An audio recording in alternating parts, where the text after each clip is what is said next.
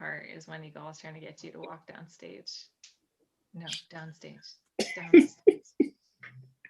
That's the worst. It took like 25 minutes. We are live on PCDC's YouTube. Yay. Yay. We'll wait for all of our friends to join us from the premiere. Hi, everyone. Yeah.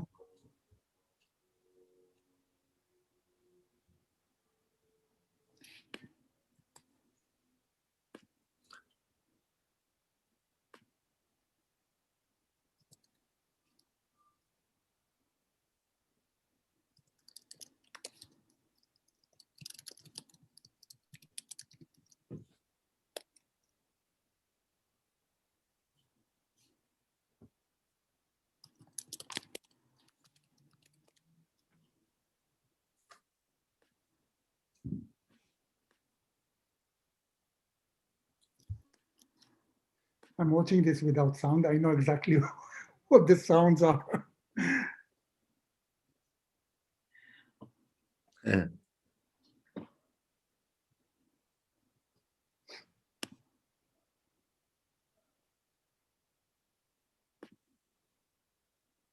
Well,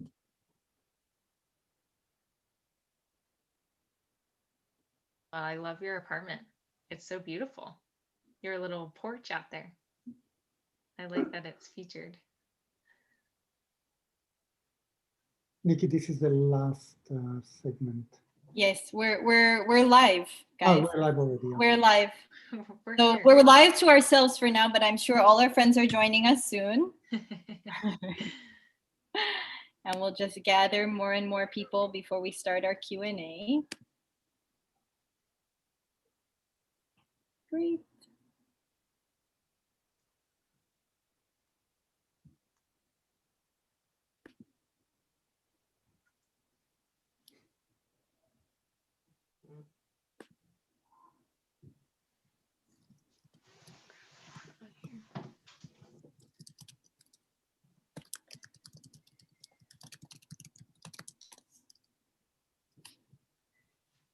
Craig Joss is texting how much she loves it. She's like, what? I had no idea. Yeah, Tell her to join the Q&A, Katie. I'll tell her. Okay.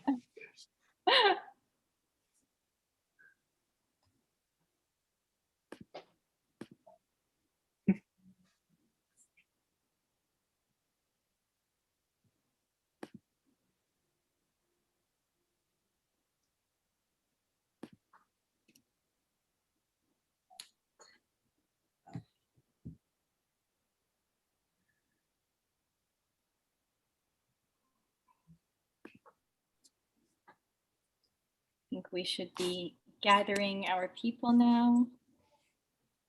So we don't see anybody, right? I don't think any. I'm waiting for. Yes, we have followers. Hi, everyone. We're gonna wait for more people to join us before we start. But welcome to our Q&A with Igal Perry and Daniel and Craig and Katie, all collaborators on this fabulous premiere by Peridance Contemporary Dance Company.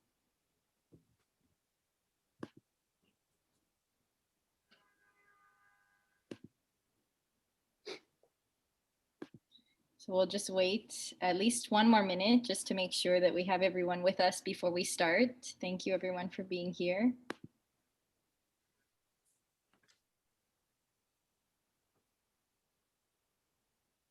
Nikki, for people who didn't join right from the video, can they find it on our YouTube page? Yes, so the link is on, they can go to the PCDC YouTube channel. Okay. And they'll be able to join from there. The video, live chat. That's exactly what. Look. Yeah, and now we have more and more people. You see? Oh. I think we should get started. We've gathered a bit of a group. So welcome everyone. Thank you for being here again for the premiere of Reverie. by Peridance Contemporary Dance Company. We have all the collaborators on this film with us on this call. And I'd like to just go around and have them introduce themselves one by one. We'll start with Artistic Director Igal Perry. Hi, everybody. I'm I'm Igal Perry. We'll talk a little bit in a minute. Passing on. Daniel, do you want to give a little introduction of who you are? Hello, everybody. Daniel Goller here from New York. I think it's winter here, but this is beautiful. Great. And our dancers, Katie. Hi, I'm Katie Courier. Craig and I are both veteran dancers with the company. Yeah, I've been dancing for Igal for what? This will be my 6th year, I think. Yeah. Time flies. From Vermont, currently. Cool. And Craig? Hi, Craig Dione. Danced with the company for 6 to 7 years, maybe. I think I lost track. From New York right now. Cool. Great. And I'm Nikki. I'm your host for this evening. And I'd like to just start by, I'll get this started asking a few questions that I've prepared, but then audience, if you have anything that you would like to know from Igal or the dancers or Daniel, please feel free to write it in the chat and let us know who you would like to direct your question to, and I will ask it for you. So just to get us started, can you, Igal, speak a little bit about the process? It felt like this piece definitely had a lot of technical aspects to it. I think from everything that I've read and everything that I know about it, it's a very special way that this was created. Can you speak a little bit about that for us? Yes, of course. I think really the piece has two aspects. One really is the technical aspect, which is how to take stuff that is filmed and then edit it together to something that then becomes the final product. So that's the technical aspect, and we used green screens, which is a technique that's used to do things like that. The green screen is then cut away, and then the person or whatever is in front of the green screen becomes just the image on its own in basically black space. And then I took all these images and movement sequences and edited together. That's the technical aspect. It's very, very difficult to do, I found out, for several reasons. One, we worked without a budget, so everything was really almost homemade. Really, the dancers used their own phones. And that's why you saw a sequence that we are talking about. Oh, now you look too far, you look too close, and what's going on? Oh, today I'm using my computer instead of my phone. So all these things we had to deal with. And then when putting it together, I found out I'm really not a professional in this. This was my learning experience, actually. So I found out that I had to deal a lot with changing actually what the footage was. So I had to change tempo, even though the dancers danced both to the same music, but they were not together in the same place, there are differences. And so these little differences I had to adjust. So I constantly had to adjust tempo. When dancers dance together, they tune into each other, everything works perfectly. Here it should look perfect, but it definitely wasn't. And also adjust, of course, distances. And so we worked, as you saw, we worked in very small spaces. They worked in their garage. And the space was very small, and we dealt a lot with lack of space and getting out of the space too soon and things like that. So that's why the section with the walking, which I think is very funny, we had to do so many times for me to be able to have him have him walk so many steps in such a small space. These kind of things we had to deal with. Of course, for the lifts, we used all kind of tricks to feel where Katie's hips will be, for example. So the initial thing, Katie was this fat. You know, I said, no, her hips cannot be so wide, you know? So things like that we had to learn as we went through it. These are the technical aspects. Now, for me, this is not just about the technical aspect, but also about how to make this actually something that has emotion in it, has thoughts in it, has those aspects. And that was even more difficult because when the dancers look in space, they can look really like they look in space. So to get the dancers to actually look at each other or touch each other, that was a real challenge. And obviously there's hours and hours and hours and hours of footage of this that we kept going back and forth and back and forth. And sometimes I would say to the dancers, I think this is a good take. And then I'll try to edit it, and the next rehearsal I'll go like, nah, we have to go again. So, for me, technically, there's still moments that can be better, I mean, maybe in the next production.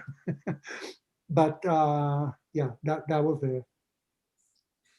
Yeah, really fascinating. And maybe to build on that, Daniel, can you share a bit about how the process was for you? How was it to collaborate with Igal? Yeah. First of all, I mean, I'm looking at it a little bit from the side about this dance work. I mean, all my life I was very close to dancers, and also in my personal life, and so I am very much involved in the dance world.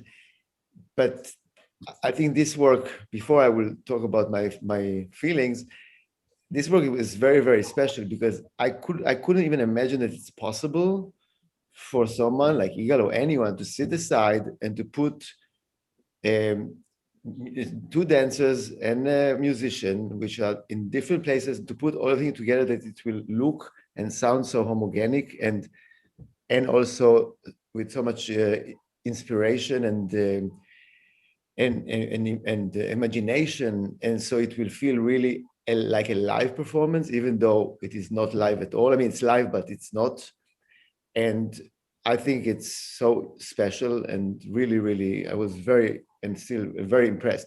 About my feelings, when you think about dancers, I think it's a little bit different than just playing in a concert. Maybe the playing should be a little bit slower.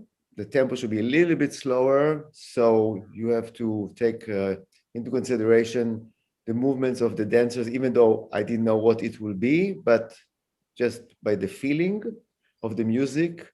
So to put some timings, to allow Igal and the dancers to feel comfortable in the tempo, so they can combine their movements and feelings into the music, which is not too fast or too agitated or eccentric or so. I had all the time this in mind, this movement and tempo and atmosphere.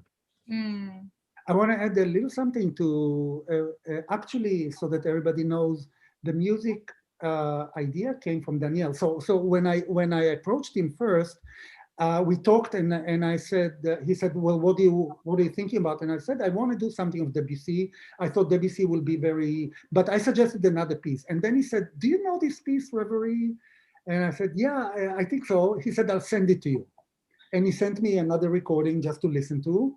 And I listened, and at first I thought, maybe not, maybe yes, maybe not. And then when I really listened, this was so perfect.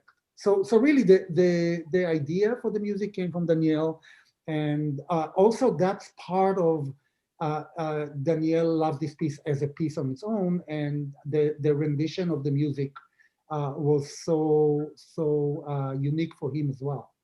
Mm-hmm. So that was something that when I choreographed, I used his sense of his feeling with the music, which was so inspiring. Just to say a few words about the piece, I was reading a little bit today, on top of what I knew a little bit about the piece and about Debussy, how he thought of that piece. And this is one of his early pieces, and he actually didn't appreciate or even thought that this is a good piece at all. And I even found a quote just to explain how even him as an artist or composer had difficulties to even accept something so beautiful and to challenge it, or to think maybe it's not good or yes good. I mean, so every artist in his field has this. I mean, to create a good work takes a lot of time and dissonance and different. So he wrote himself to the publisher when the Fromont published Reverie. He wrote the following. He wrote, "I regret very much your decision to publish Reverie. I wrote it in a hurry years ago, purely for material considerations. It is a work of no consequence, and I frankly consider it to be no good." So, and this is one of the pieces that every music lover know or heard, even without knowing a lot about Debussy, but it's so appealing and beautiful that you see how Debussy himself didn't even appreciate such a, so. Wow. Thank you, Dan. Watching us from above. Yes. We have a question from one of our audience members for our dancers. So John would like to know, was it important that Katie and Craig had danced together before? Did their experience and familiarity with one another help? And he'd like to hear from both of our dancers on that. So Katie, do you want to go first? Sure. I know how much Craig loves to talk, so I'll take it first. Not that any dancer really loves to talk in front of people. Yeah, I think definitely so. I think, Craig is a really, really wonderful partner, and Igal is a very wonderful teacher in terms of partnering. We do so much in this company, and I've just learned an incredible amount in the years I've danced for the company. So yeah, I think it took quite a deep understanding of not just the mechanics, but just, because it takes such imagination, especially on the part of Craig. I'll let you talk to that or speak to that. I think it was harder for Craig than it was for me, because I can easily be like, okay, this is what position I would be in a lift or in a promenade or something like that. And for Craig, it's like, even just the pressure, you don't have a being in your hand, and the way you would do that is just so different. But yeah, I think just having a comfortability with Craig, with Igal, having such a knowledge from our time dancing in the company in terms of partnering definitely made this easier in a way, even though it was so challenging. Great. Yeah, definitely the fact that we worked together, it made it easier to imagine how we would dance next to each other if she were there, especially like on the parts where not even where we were partnering, just like dancing in unison, like just to imagine like the way we would move in space together. It was hot, like Katie was talking about, like the pressure of like trying to remember that I'm actually partnering someone, not just like holding my hands here. Like we had to do with the basketball. I had to hold the basketball and actually like pretend I was lifting something. That was crazy to work around, but it helped to know where Katie would be like partnering wise. Like I know where her hips would be, like height and everything. So that definitely helped. Great. We have another question from actually our fellow company member, Billy. So Billy says hello. She says that she misses all of you, and she has a question. She would like to hear from each of you. What was your favorite part of the process, and what was the most challenging part? So maybe we can start with Danielle. Well, for me, talking only about the music and recording, it's always very challenging because always something happens. So, it's because it's a recording and you are working on something and you think it's it's prepared, but then when the recording starts, everything has to be so perfect, including even silent time or poses or movements of the body, or so everything can be not so perfect as you watch it or listen to it. And then when you start to get obsessed about it, it can never end. I mean, it can be forever because there's always something. So when the challenge is when to believe that it's okay enough and not to start to, because then it, as a performer, it starts to, you never get out of that because it's a loop of, okay, of course. So how to make it, and this is in any recording, so that to be perfect enough that you approve it, even though you know that it can always be better. So this is as in a recording for piano, any musician. Yeah, Igal, do you want to speak for you? Yeah, and I mean, I definitely enjoyed the rehearsals more than the editing. It was an amazing experience. We had such a good time. Not just good time in terms of having good moments, you saw some of them, but actually the exchange and the challenge of at the moment to think, okay, how that will be and how this will be and where shall we be and maybe changing and all of that. And I want to say something about the dancers in the process that made me so made this such a great experience for me was the dancers were so attentive, both and always, and so ready to try anything. I mean, the things I asked Katie to do were crazy. At one time, I must say, at one time, if I may, Katie, we had an idea of this lift that actually we ended up not using, but Katie had her father come in and film her from above. Yeah, because we had an idea of actually seeing the lift from above. It never materialized because the space really was not big enough for that. But we had, and she went for it. And the thing with the chair turning and all of those things. I would say, Katie, can you do a promenade for me by yourself on point? You know, and she would. She said, yeah, sure. And she would pick and turn around by herself. I mean, otherwise we would never have done this. So, and you know, in the editing process, obviously I had good moments and many frustrating moments, especially technically with the programs, using these programs and computers that are not really professional to do this kind of work. There were a lot of glitches and a lot of times that I did something and it never happened and all kinds of things like that. So yeah. Katie and Craig, do you want to join? Do you want me to go, Craig? Go for it, Katie.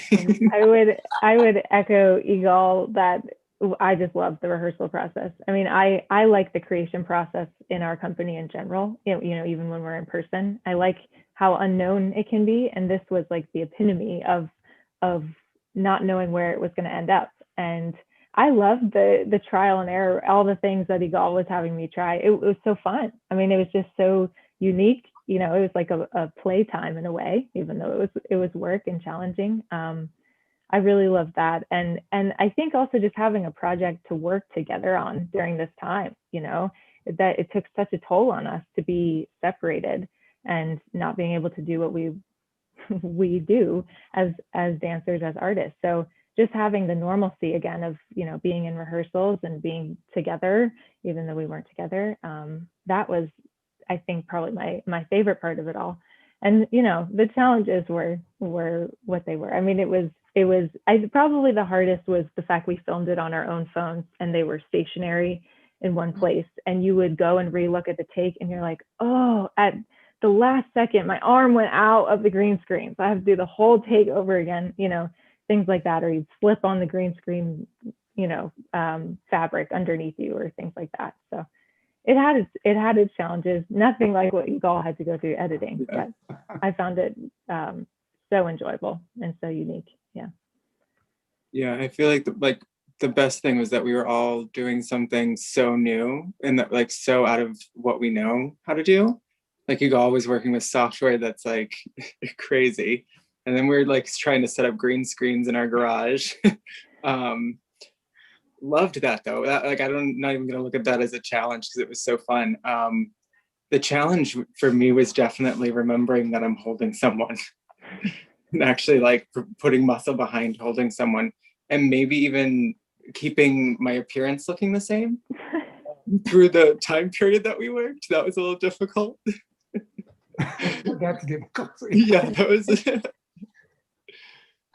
So I think building on that, Martin had a question for you, and it's a bit, I think, related to a question that I also have. So Martin, I'm going to ask your question, and if we don't get it right, feel free to jump back in after this. So this is a question, I think, for Igal. How did the idea of this duet come about making a virtual duet like this? What inspired it? And also Martin wants to know how long did it take? I'll answer the second question first. The whole process took 6 or 7 months. We started, I believe, in July or something like that. I think June. Yeah, and the work was just about ready at the end of December, and that's when we said, okay, let's premiere it on Valentine's Day. And even after that, I kept making little corrections and adjusting and so on. So it's never ending, and it's like Daniel said before, it never ends. You can always improve it. It's never good enough. So, but for the first question, how did the idea come about? So we Peridance worked on 2 projects before this. We did a special project based on our work, Perfection Has No Dreams, which we premiered on stage the year before. And we took that work and actually made something special with all the dancers, a special version of that to get us to work together, basically, during the initial time of the COVID. And during that time, I was editing that too, and I was watching what we were doing, and I was thinking, okay, so here's a dancer here, and here's a dancer there, and we're actually kind of superimposing them, and and then making a collage, basically. And a lot of works online at that time were a collage, and some very beautiful. We made ourselves another collage, which was called Doors, which I didn't edit. That was edited professionally. We got a little grant and a little money support for it, and we actually did it professionally. Yeah, I admit again, I'm not a professional in editing, and even during that work, and I was discussing that with the editor, and I was saying, like, how will it be if we want to actually put dancers together? And he said, this is very difficult. It's like really, really difficult. We need green screen all over the place. And I thought, maybe I'll venture into that, because I don't know what it is. Let me try. And then when we were talking about doing a duet together, I thought, let me just do a duet, because doing a group work like that would be really almost impossible, or possible, but really a huge undertaking. So that's why I chose to do a duet, and that's how it started, kind of, putting meat on the bones, and yeah. Mm-hmm. Fabulous. Leslie has a question. I think this is for everyone. So after almost a year of COVID, how is it to be a dancer and choreographer and musician in isolation? So Danielle, do you want to answer first? Well, it's very challenging. I'm playing concerts to my partner here. He's my audience. My mother from Israel, where I put the phone, and 7-hour difference. So she stays until 3 o'clock in the morning in Israel, and here it's evening. So I'm playing for her, and that's the audience for the last year. Yeah, I mean, I think like all of us and you and every artist, it's you have better days and you have terrible days that you just feel that this is like, it's the end. And then you feel, okay, but the music is there still, and the composers and the music. And so this is alive, of course. And you feel the need to create and to live as you lived before. And so it's a struggle every day, and it's actually it already feels like very long. I mean, a year, it's a long time, and I don't know if we see even the end. So it is definitely a stressful and sometimes depressing time. That's why. But I learn more repertoire, I must say. So this is a good thing. I would never have the time to learn more repertoire, and so I'm looking at things that I never looked, and that time is passing, and I finally learned the third sonata of Chopin and the new Mozart concerto, and it's things that I maybe would not do because there's always something to do, and going into other composers that I didn't touch so much, and so there's also time for that and mind space. Yeah. Katie? Yeah, I mean, the same. I especially as a dancer, I feel like our lives are so social in terms of like we're constantly with people in a studio, choreographers, other dancers. When we're performing, we're with other people, and yeah, I think you don't even realize how much that takes a toll on you when you don't have that.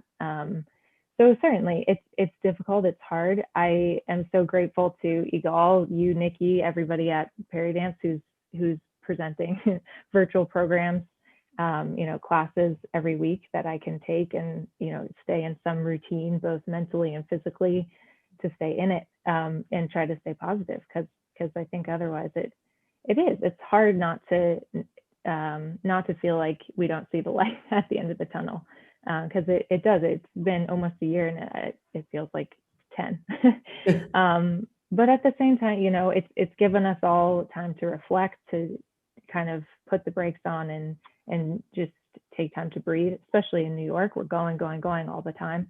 It's given me time with my family that I wouldn't have had otherwise. So there's certainly blessings in all of it. But yeah, as an artist, as a dancer, you're just like waiting for the day that we can all be back together, certainly.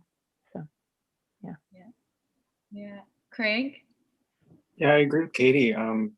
It's definitely tough, like space-wise. It's very tough to take a class. It's just staying active and feeling like mentally healthy because you're so active. Like that's been very tough. Like just feeling just not your mental best because your physical best isn't at its best. That's been tough, but you there's been so much time I've been able to spend a lot of time with my husband that would never happen. Learning new talents and finding new skills by staying put has been a positive thing. But yeah, just waiting, hoping every day is the day that we're gonna be back, but hopefully soon. Igal? Yeah, I mean, you see the living room behind me? It was great to invite people into my living room. I mean, honestly, and I've said that many times, welcome to my living room, because it's like there's something about it. I mean, teaching from here occasionally, more before than now, because now I teach from the studio. And also the opportunity to meet people and interact with people from around the world where otherwise you would not. So people take my class. I always laugh. Here's Czech Republic, and here's London, and here is South America, and and it's great. And normally we don't do that. So I think it's teaching us something actually about communication and so on that we didn't pay attention to before. But of course, the other side of it is there's a real lonely aspect to the whole thing, spending a lot of time at home by myself, or like basically thinking about things rather than doing things. So a lot of that. I must say, I do have a positive feeling and hope. I miss my company so much, miss everybody. And not just online here and there taking class, but actually getting to the studio. Can't wait to the moment where we're actually in the studio and actually touching each other, actually creating together.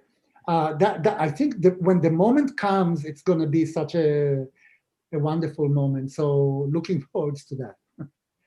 Yeah. And I think on that note, because maybe people have Valentine's plans, so I'm going to ask Igal one last question, which is what's next for PCDC? So we don't know exactly, but we have plans. We are hopefully planning to do some kind of live performance, maybe not with full audience or something like that. I cannot say timing. If that happens, maybe sometime in the early summer or summer, something like that. We're also planning new works. So, one work that we're planning for the future is with, I've been working with Ofer Bashan on works, Israeli composer. And I've been in touch with another Israeli composer that we are planning to do a work together, maybe in the fall. It depends on how things go. That's Amit Weiner. And so things are happening, but we don't know. So it depends on how the COVID story continues, and then at what time we can actually get to that wonderful moment of being in the studio and rehearsing. We have some works that we rehearsed just before COVID started, and the day before we closed, we actually had a tech rehearsal, a dress rehearsal for our performance, a day before we closed. And we went through the dress rehearsal and got totally prepared, knowing that we're not going to do the performance, that we're going to have to close. But we did that. So we got all the way to almost performing. So those works still need to be premiered as well for the audience. And we'll see how to do that best. One of them is Chopin, which I adore and love, and and I think a good idea would be to do the Reverie, but in live one time, so they will feel each other, their dances. I would probably change the choreography though. Yeah, because doing it live, we can do a lot more than what we did. Or maybe some things are not possible. Yes, but it's a good idea. And then you can play for us live. Yes. Yes.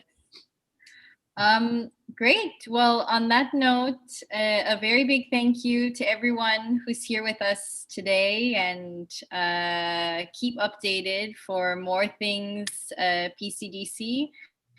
And we look forward to seeing you again in person one day soon. Take care, everyone. Thank you. Bye, everybody. Bye.